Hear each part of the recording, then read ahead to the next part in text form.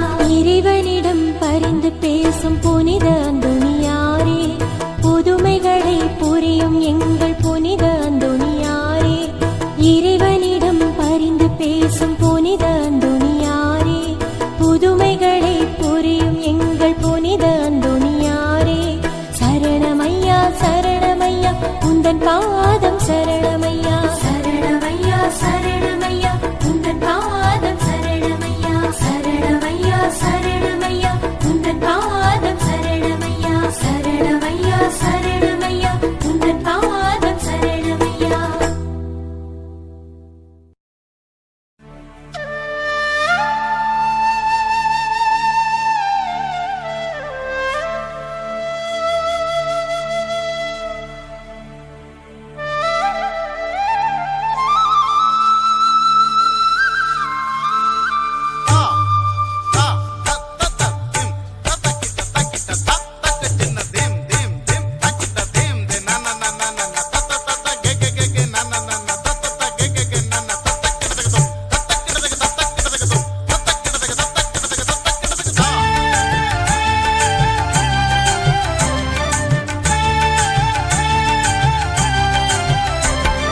அந்துணியாரை பாடுவோம், அந்துணியாரை பாடுவோம், அன்பு செய்து வாழுவோம், உயிரை பலியாய் தந்து மனித மாண்பை காப்போம், நாம் மனித மாண்பை காப்போம். அந்துணியாரை பாடுவோம், அன்பு செய்து வாழுவோம், உயிரை பலியாய் தந்து மனித மாண்பை காப்போம், நாம் மனித மாண்பை காப்போம்.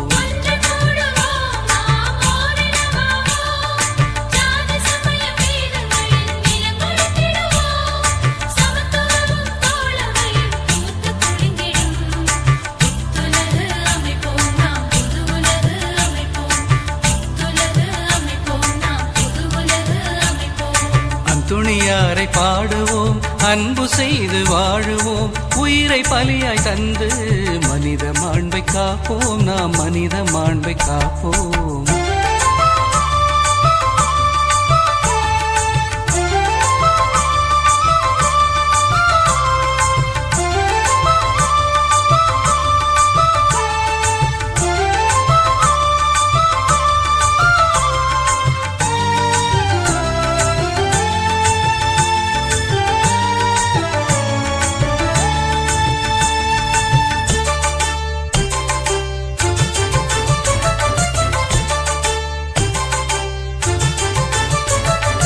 இயேசுவின் சீடர் நம்மில் ஏற்ற தாழ்வு இருக்கலாமா?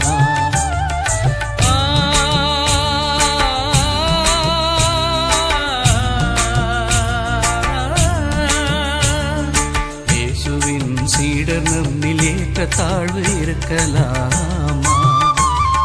பட்டம் பதவி பொருட்கள் எல்லாம் நம்மை அடிமையாக்கலாமா?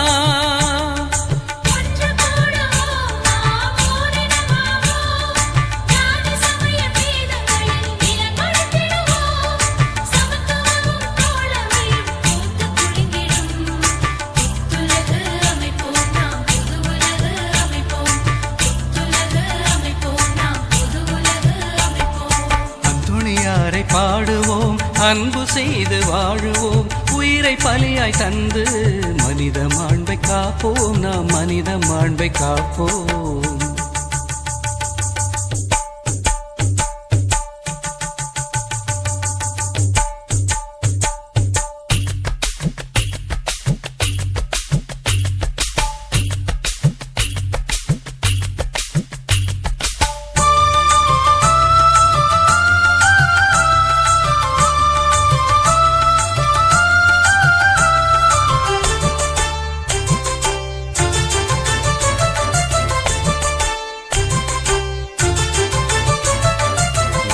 அழிந்து பொய்மை வளரும் அடிமை அமைப்பில் வாழலாமா?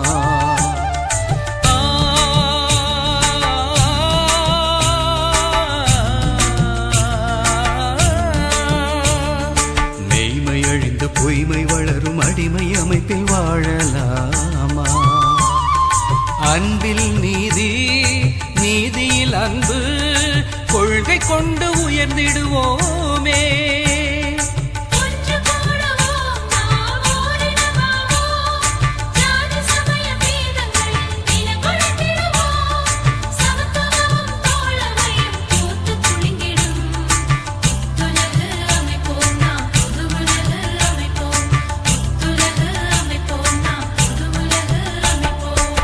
அந்தோணியாரை பாடுவோம், அன்பு செய்து வாழுவோம், உயிரை பலியாய் தந்து மனித மாண்பை காப்போம், நாம் மனித மாண்பை காப்போம். அந்தோணியாரை பாடுவோம், அன்பு செய்து வாழுவோம், உயிரை பலியாய் தந்து மனித மாண்பை காப்போம், நாம் மனித மாண்பை காப்போம்.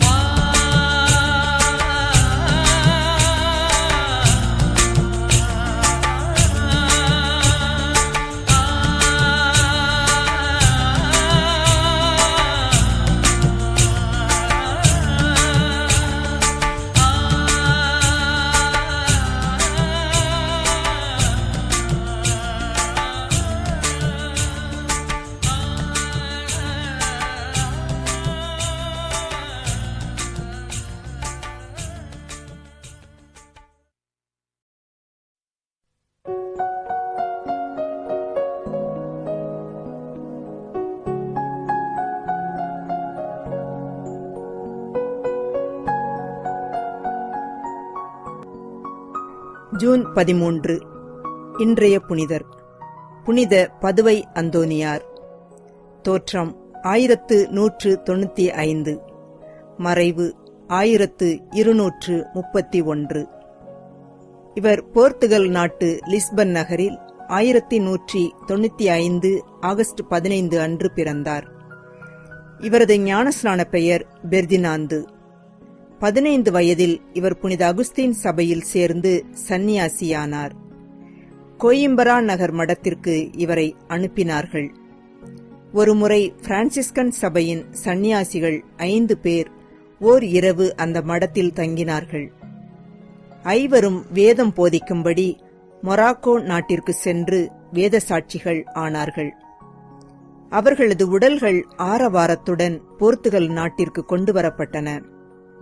இவரும் கடவுளுக்காக உயிர்விட ஆசித்து சிரமப்பட்டு அனுமதி பெற்று பிரான்சிஸ்கன் சபையில் சேர்ந்து வேதம் போதிக்கும்படி ஆப்பிரிக்கா புறப்பட்டார். கப்பலுக்கு ஆபத்து ஏற்படவே ஐரோப்பாவிற்கே அது திரும்பியது. இவருக்கு தாழ்ந்த வேலைகள் சபையில் கொடுக்கப்பட்டது. ஒருமுறை புதிதாக குருப்பட்டம் பெற்ற ஒருவர் முதல் திருப்பலி நிறைவேற்றுவதற்காக அருகில் இருந்த ஓர் ஊருக்கு வந்தார். இத்திருப்பலியை காண திருச்சபையிலும் நாட்டிலும் உயர்ந்த பதவிகள் வகித்த பலர் வந்திருந்தார்கள். மறையுரை நிகழ்த்த இருந்த குரு ஏதோ ஒரு காரணத்தினால் வரவில்லை. பங்கு குரு கலங்கினார். மறையுரை நிகழ்த்தும்படி பலரை கெஞ்சி கேட்டார்.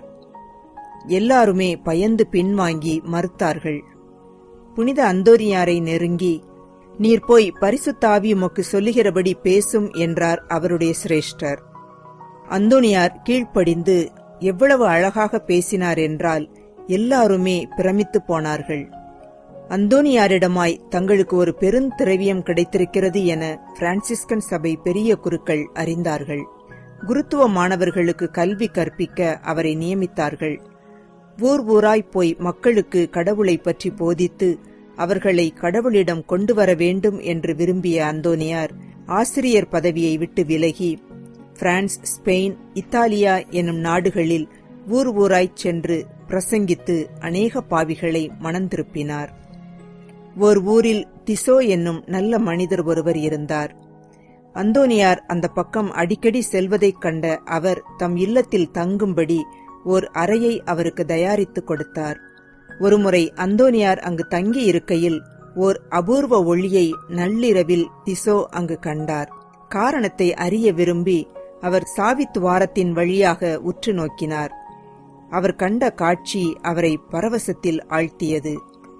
அதிசய அழகு வாய்ந்த குழந்தையொன்று மேசை மீது திறக்கப்பட்டு கிடந்த புத்தகத்தில் நின்று கொண்டு தன் 2 கரங்களாலும் அந்தோனியாரின் கழுத்தை கட்டி பிடித்து முத்தமிட்டு விளையாடிக் கொண்டிருந்தது.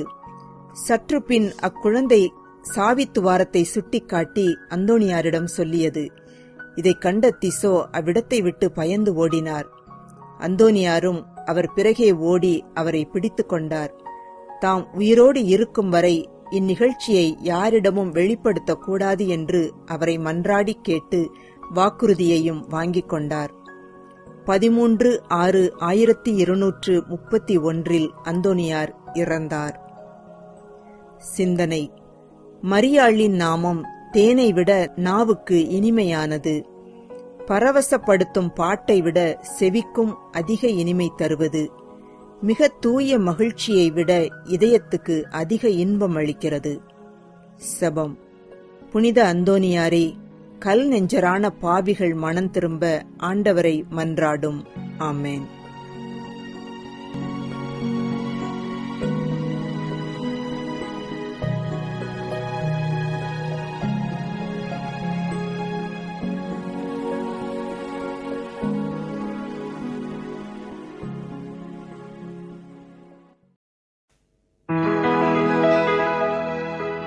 எம்மை கண்ணோக்கிடுவீர்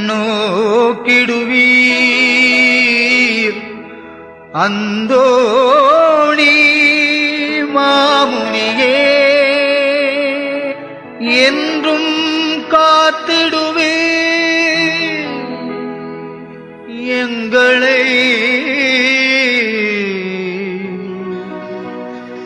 காத்திடுவீர்.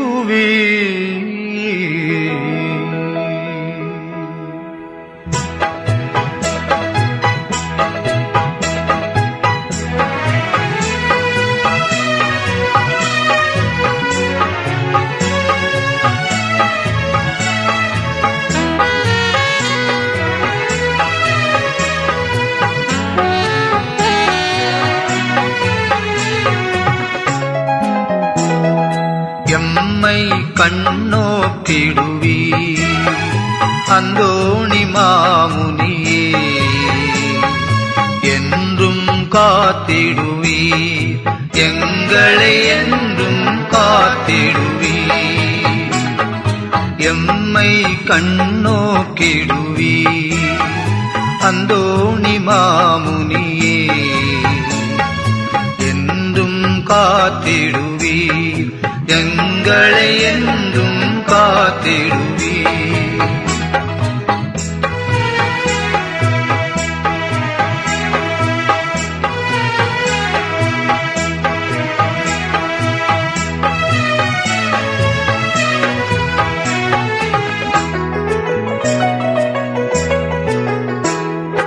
உம்மை அடைக்கலமாய் எம் ஊரில் தெரிந்து கொண்டோ,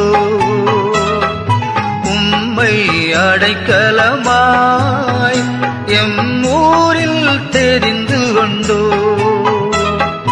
உம்மிடம் எங்களை நேர்ந்து கொண்டோ, எம் துயர்கள் பிணிகள் நீக்கிடுவாய். உம்மிடம் எங்களை நேர்ந்து கொண்டோ, எம் துயர்கள் பிணிகள் நீக்கிடுவாய். எம்மை கண்ணோக்கிடுவீர் அந்தோணி மாமுனியே, என்றும் காத்திடுவீர் எங்களை என்றும் காத்திடுவீர்.